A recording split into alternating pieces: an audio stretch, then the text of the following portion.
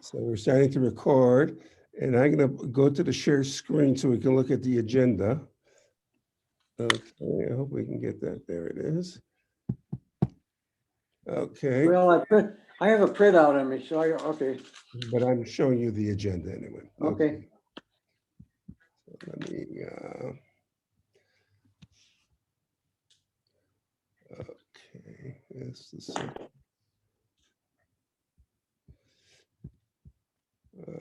Okay.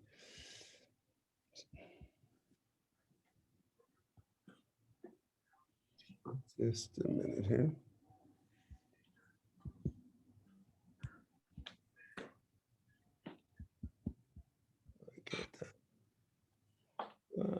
Can't I do this?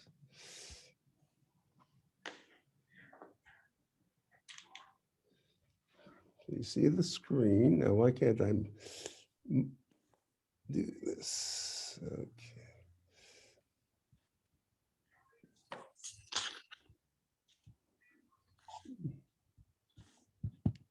Look. Doesn't have, oh, okay, here we go. Go ahead. Okay, item number 1, call to order. So I'm calling the meeting to order at 7:18. Okay. I'll be calling the roll. Brian Allen. He's absent. Ralph Croy. Here, Scott Magadishian. Here. And Sidney Gold here. Okay. I don't see any members of the public in attendance. So, okay, so the item number 4 is combined with item 5 is discussion of possible action update regarding CF 21-0407, which we have discussed before. And it's basically the election issues for neighborhood councils, that they should have all these no IDs, anyone can vote, etc. And so I'm not sure if it's passed or not. I've looked it up. It still looks like it's committee. And we said we were against it based on the whereases, and we wanted it sent back. I re-looked at when it was first sent to committee, it was approved by John Lee. He voted in favor. So I was wondering why he voted in favor. So what I would recommend is that we think about the board writing a letter to John Lee and just have him explain his reasoning for voting in favor of the motion on 21-0407. What are your thoughts? are you in a position to call him, or do we have to go through the chair? I can, this should come from the chair, an approval. I don't mind calling him, but I don't even mind of calling him. I think we just write him a letter asking him to explain his position for supporting that, the motion. I'll approve that. I'll vote for it. But Scott has a conflict of interest a little bit. He knows John personally, but you can comment anyways. Well, I mean, I'm gonna just not say anything on this one Okay, so because of the conflict. so you're abstaining, okay? Yes, I'll abstain. So it's going to pass 2-0-1, okay? Is that all right? Fair enough. Sounds good to me. Okay. Okay. I don't know, I sent out the link to the code of conduct, which is item number 6. I don't know if you read the recommendations made by a special subcommittee of Bonk about how the code of conduct should be handled, the policies of how to remove a member, all kinds of sanctionings and whatever. It's a complex document. It's about 5 pages long. I've looked through it, and I don't know if any of you two have looked at it or not. Right now, we have a code of conduct, and all that's required of board members is that they read it and sign that they read it. Okay. Now with the code of conduct, they want the board members to not only sign it, but say they will abide by it. So they've added the concept of abiding. And then they want members of like committees also to have a similar code of conduct that they would have to sign this code of conduct. So it would not be only restricted to board members, but also to committee members. So I think it's hard enough to get committee members now, and then to ask them to sign a document about their code of conduct and whatever. I think our meetings are, even though they're recorded, we follow Robert's rules, but we're sort of informal as well. And any thoughts about, I give you a sort of a thumbnail sketch of it. Involves censuring and voting people off the board and all kinds of complex, I find rather arcane policies. And right now we have in our bylaws how to remove a member from the board. And if we want to do that, I think that's more appropriate than having the Department of Neighbor Empowerment deciding that they're going to suspend somebody for 30 days or 60 days and things like that. So, any comments from the committee? Well, first of all, I think, do we have to sign everything that we're in a position to? I mean, Well, to no, me, no, but what- this, right now, let's focus on the code of conduct. We're going to go to other issues at the end of the agenda, but I want to, right now, this is a document that's out there, that's the Board of Neighborhood Commissioners is putting it together with Dunn, and they want to pass it and put this sort of policy into effect on all neighborhood councils. And so why don't we just focus on the code of conduct right now as something that we have to deal with. Okay. I'm reading, I read parts of it earlier. Mm-hmm.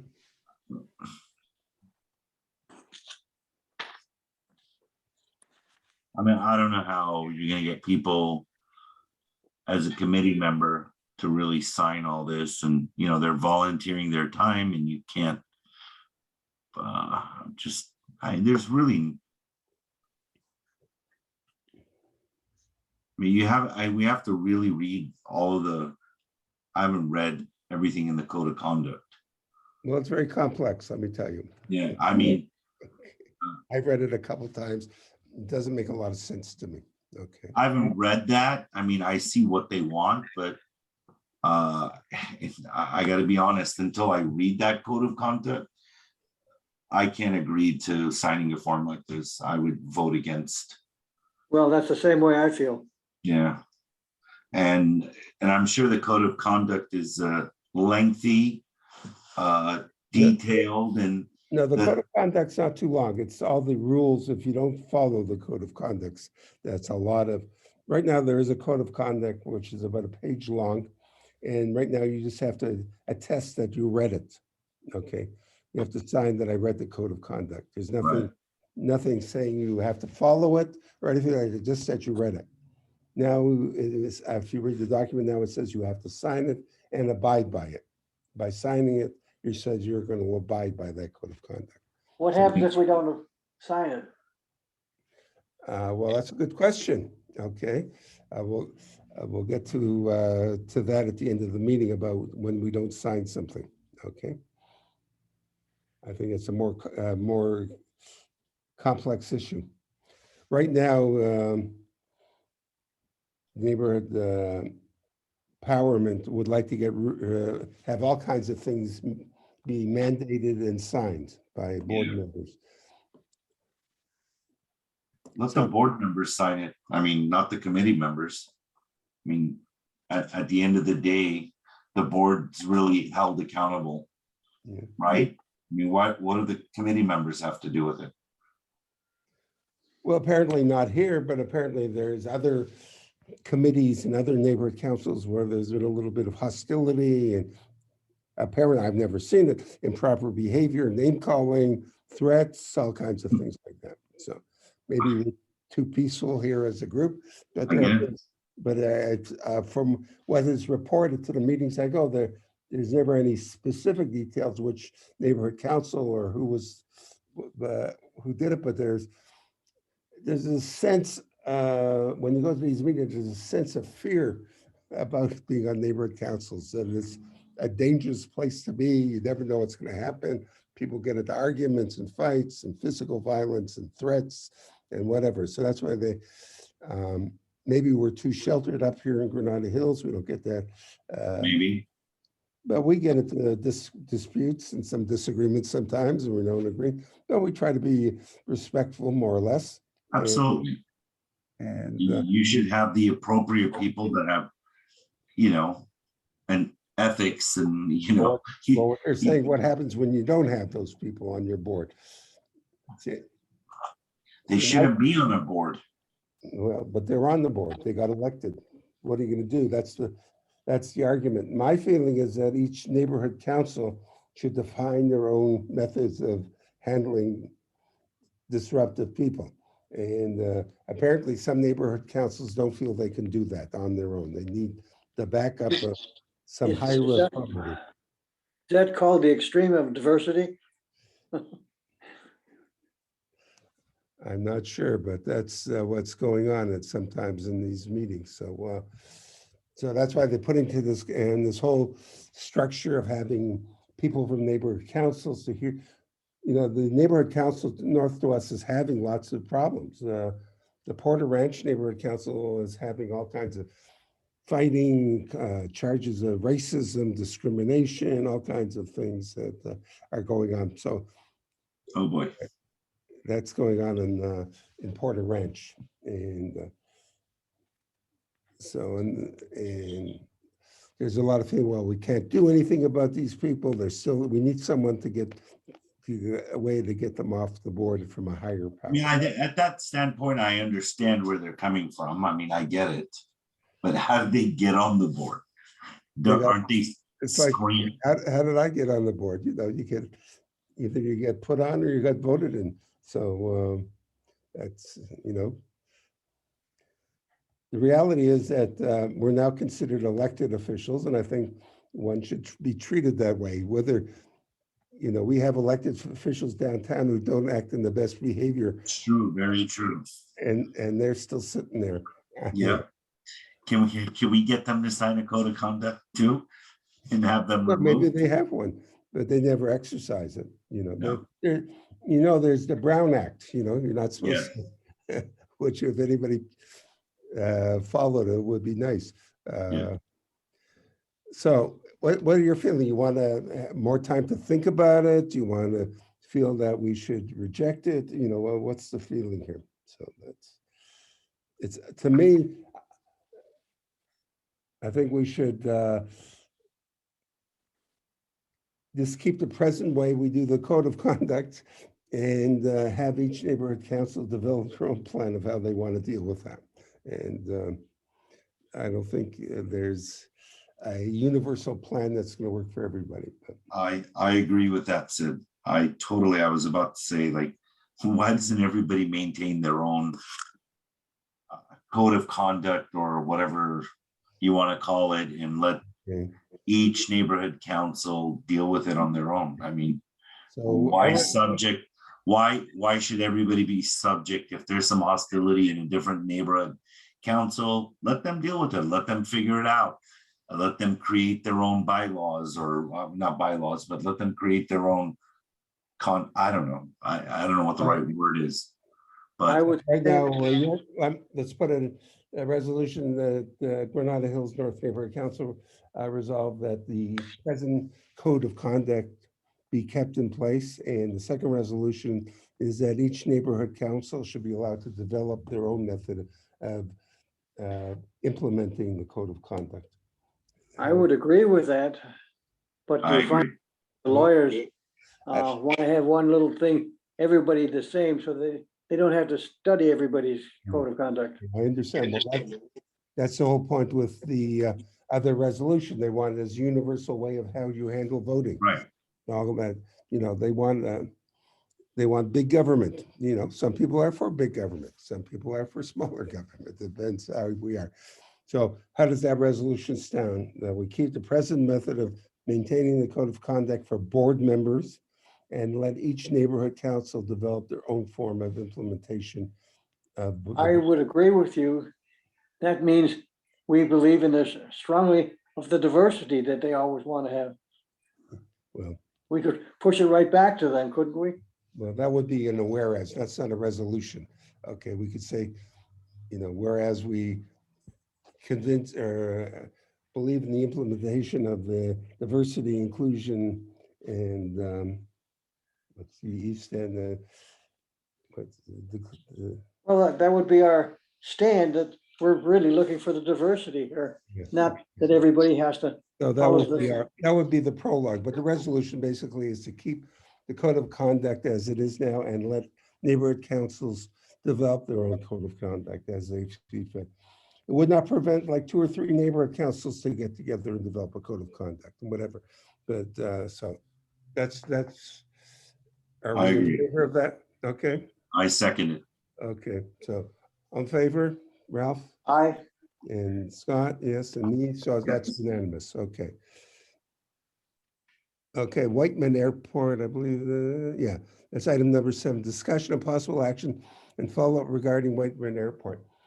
So I was told at a meeting that they've already, the city council has already written a letter to the Board of Supervisors asking them to close Whiteman Airport.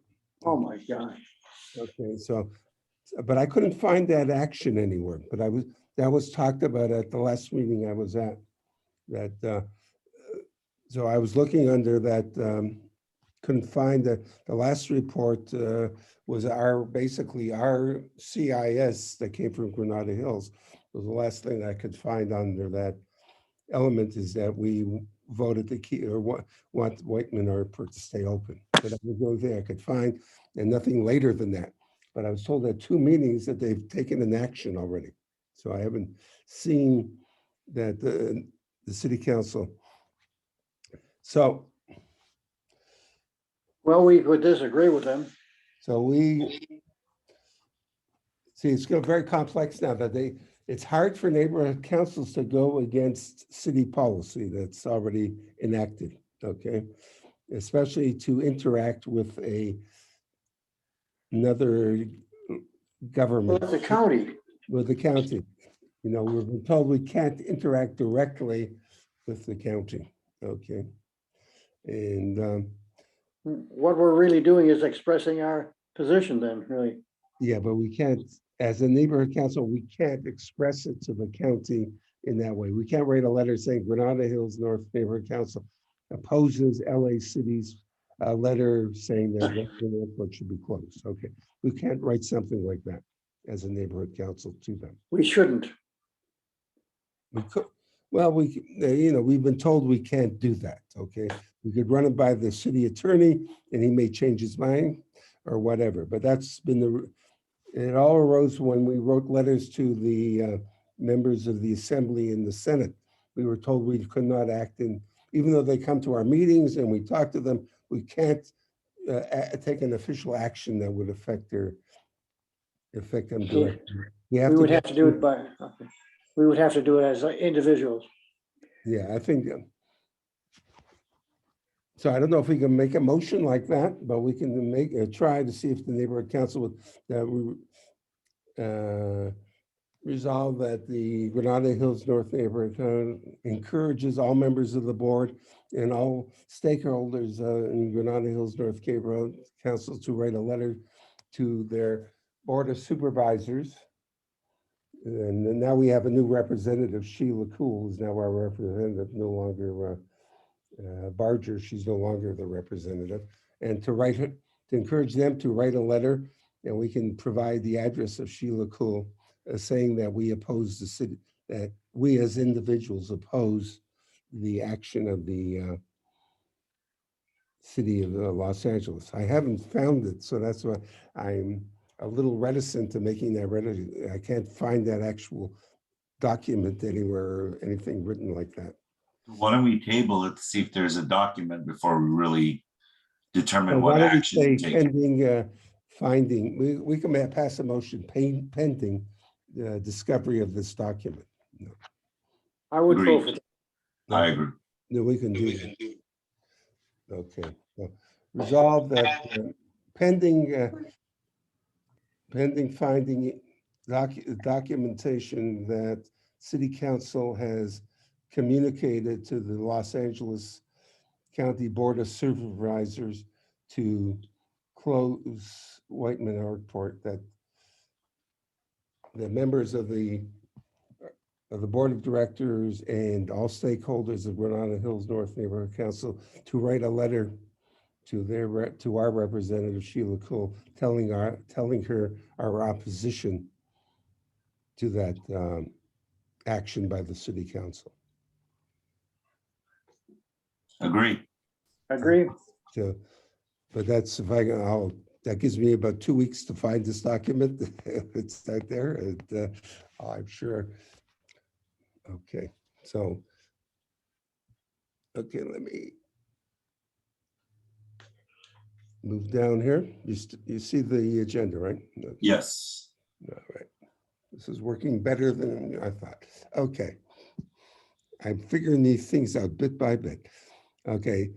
Discussion, possible action, follow-up regarding corruptive and criminal behavior of elected appointed officials.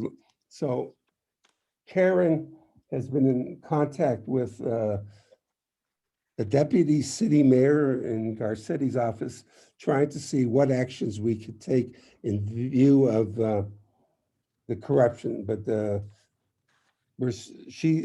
because of my work schedule, I've not been able to participate. So she's keeping me up to date.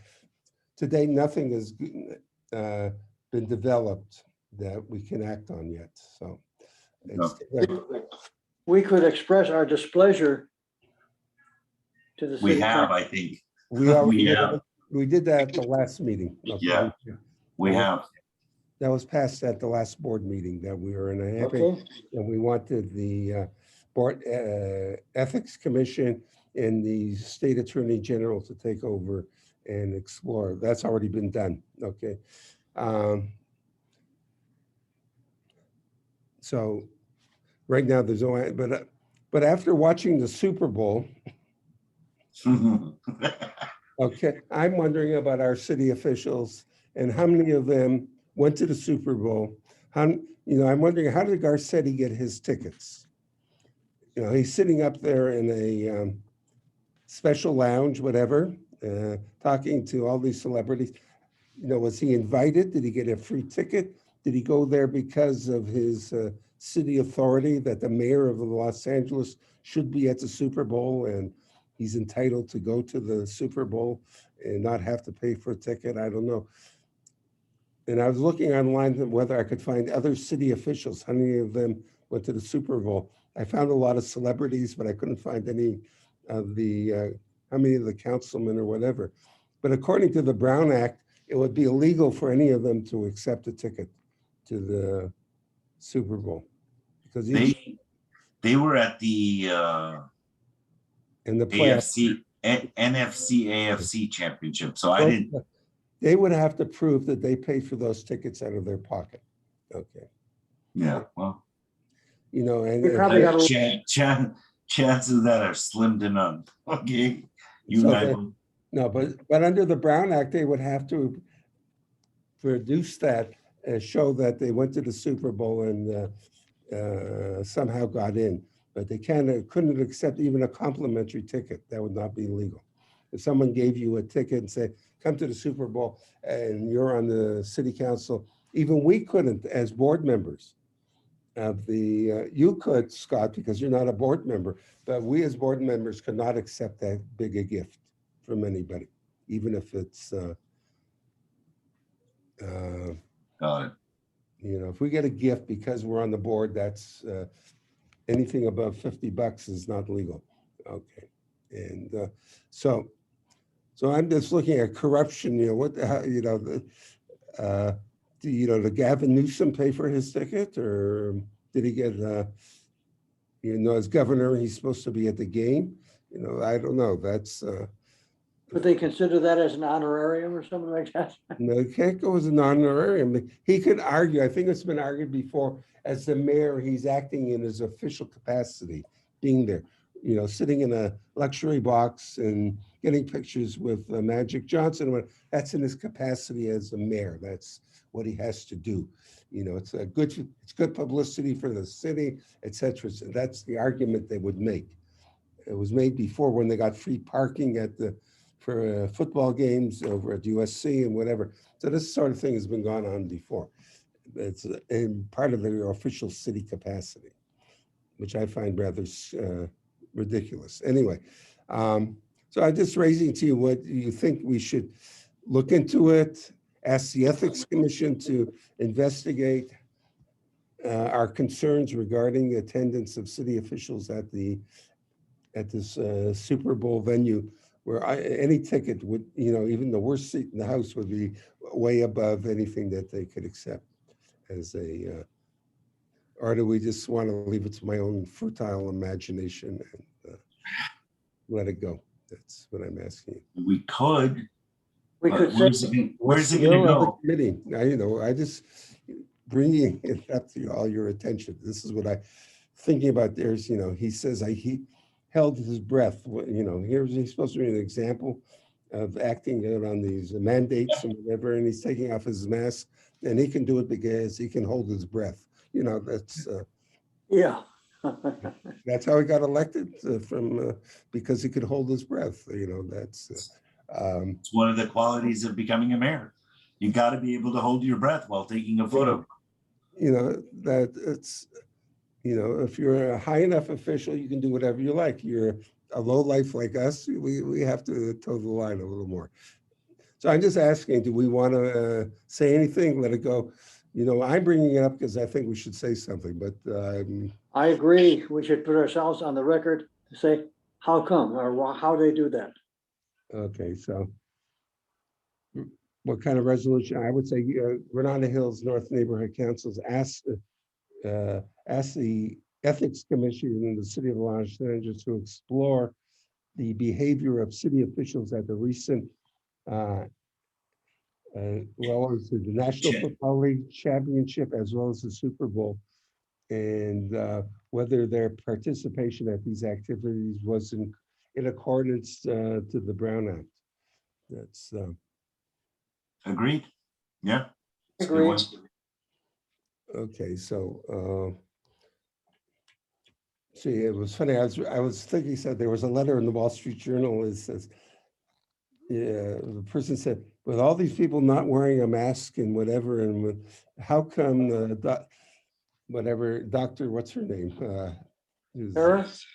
no, the one who's the city public health, the county public health. Forever. How come she didn't go to center field and announce that she's closing down the Super Bowl and asking everyone to clear out because they're not following the mask mandate? You know, how come she didn't do that? Because, you know, it's a Super Bowl. Well, there'd be a lightning strike. Yeah. I'm just telling you, but nobody, you know, if you and I are having a bar mitzvah and there's 10 of us, then we'll send in the police to break it up. So, Yep. Okay. So that's what we're going to do here. Okay. Yep. Okay. All right.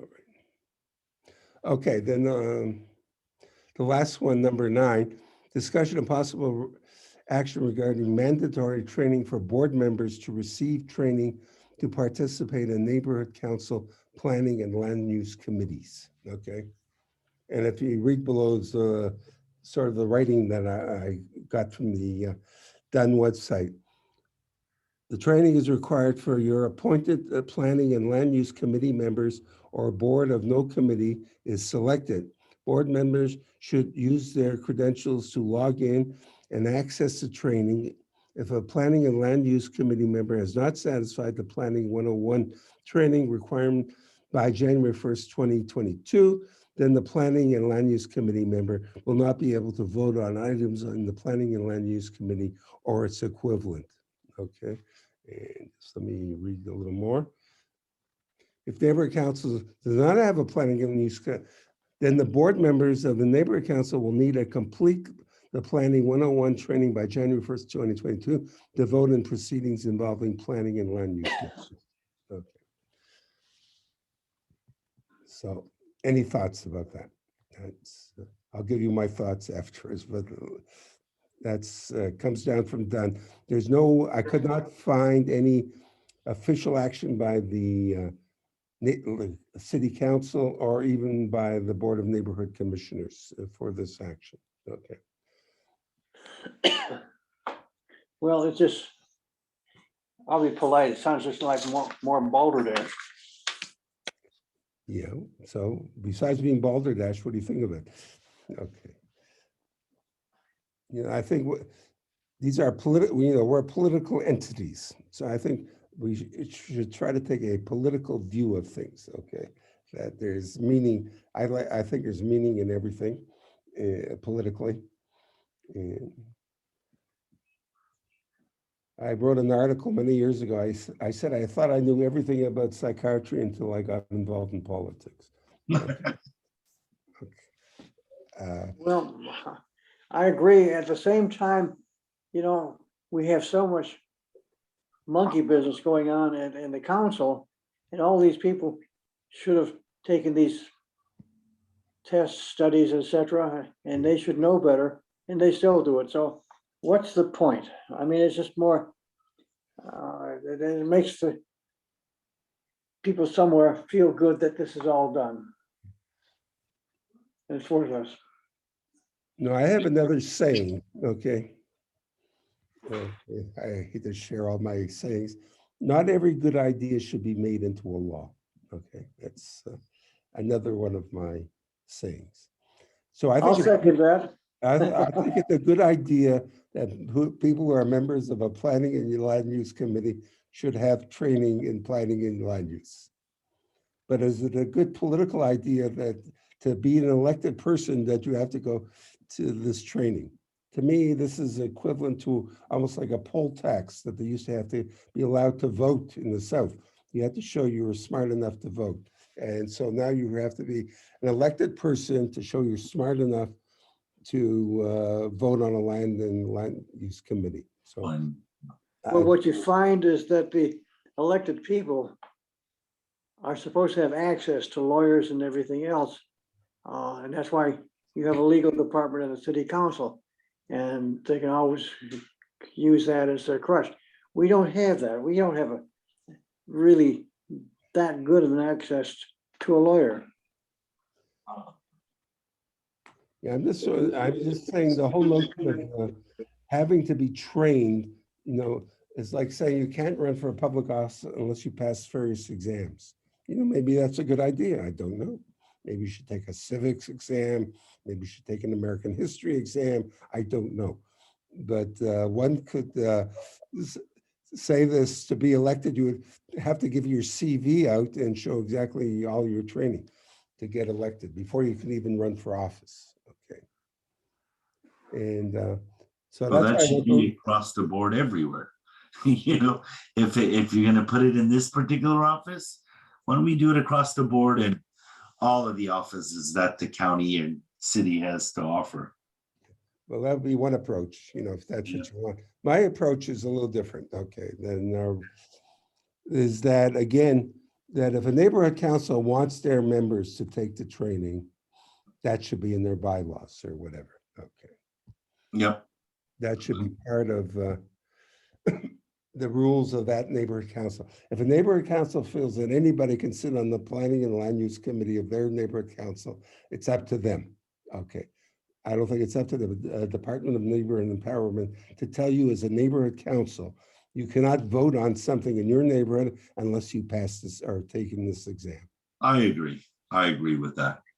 I would totally agree with you, Sid. Well, I agree with that too, because It's not right. sometimes you get in a position where you don't have a choice. When I was in the military, the battalion commander appointed me to be an assistant trial counsel and sent me to training in constitutional law and military law, and I was able to do summary court martials. But we are volunteers. We're not like in the military. Yeah. No, we're not volunteers. I want to correct that. We're elected. okay, except for Scott. You're elected, you've been appointed to the board. You're not a volunteer. You may not be getting paid any money, but you're not a volunteer. And I don't like the use of that term. You're an official, you're bound by the Brown Act, there are all kinds of things that you're obliged to follow. And it's not because you're a volunteer, but you're an official of the neighborhood council. So you're not a volunteer. So I hope you don't use that language very often. Okay. Maybe what we need to do is have all the people on the land use thing be volunteers and vote as that. I mean, you could put that in your bylaws. Members of the planning and land use will be volunteers. No, you need someone from the board to be to be the chair of the committee. I don't think you can be a non-board member to chair a committee. Fine, the chairman could be, but they could always outvote him. Yeah. So I'm not sure what you're saying there. How would you want the resolution to read?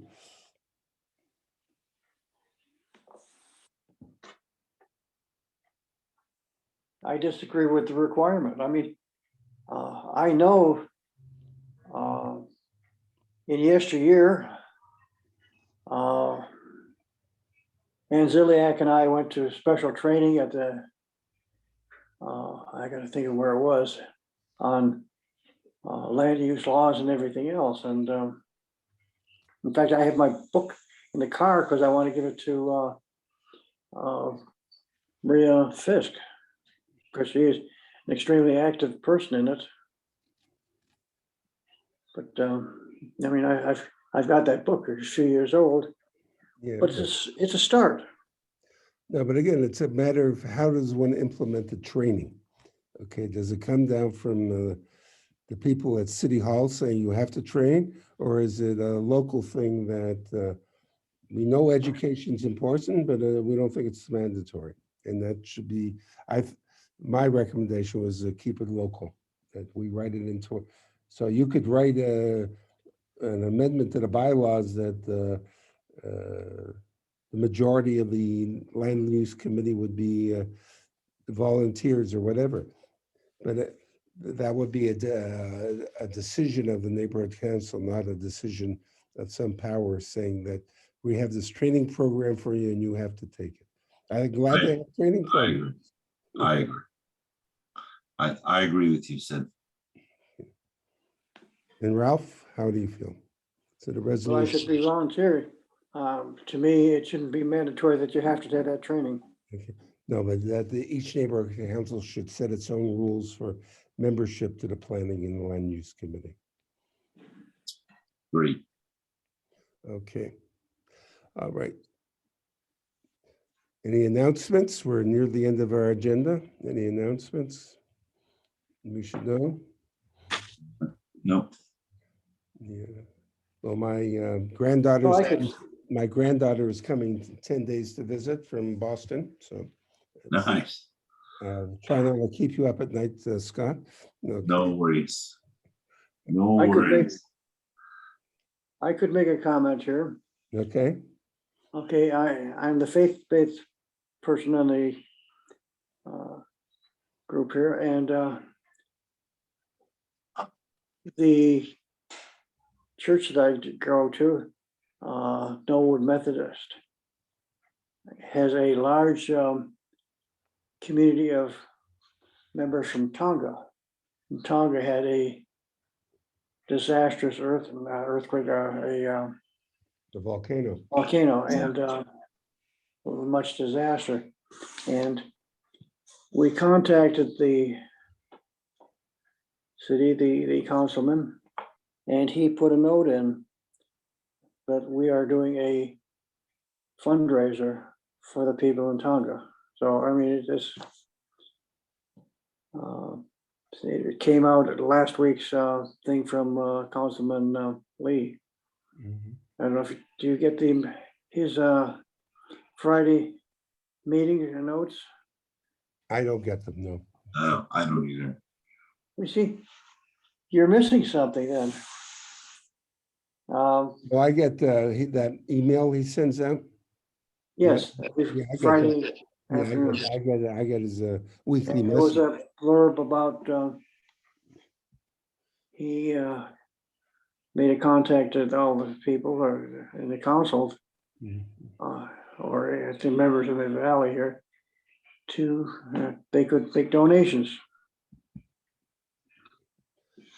So, It's in there, so he put it out, that's good.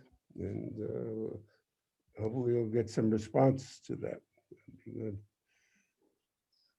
That'd be good. no, really, I thought most of the members of the community here would be getting his meeting notices or. No, I get, Such. I get his weekly email. And what Yeah, I he's get a doing. weekly email. It's normally Friday afternoon. Yeah, no, I get that. I thought there was some special notes that he made. Well, there were comments in there about the donations and everything else, so No, yeah, okay, take a look at it in case you missed it. yeah, okay, Capique. All right. Any other comments? Nope, Smile, stay healthy. Okay, That's it. so I'm gonna, we'll adjourn the meeting at, let's see, 8 o'clock? Yes. 7:58. Okay, so the meeting stands adjourned. Again, thank you everyone for all your participation and the hard work and good work. And we'll try to abide by a code of conduct of civility and not have people telling us how to behave. Okay, so let me just, where is, Thank you. okay, thanks a lot, Scott. Thank you, Ralph. I'm gonna sign off. Thank you. Okay. Sign up. Take care. Bye, Ralph. Stay healthy. Will do. You do this.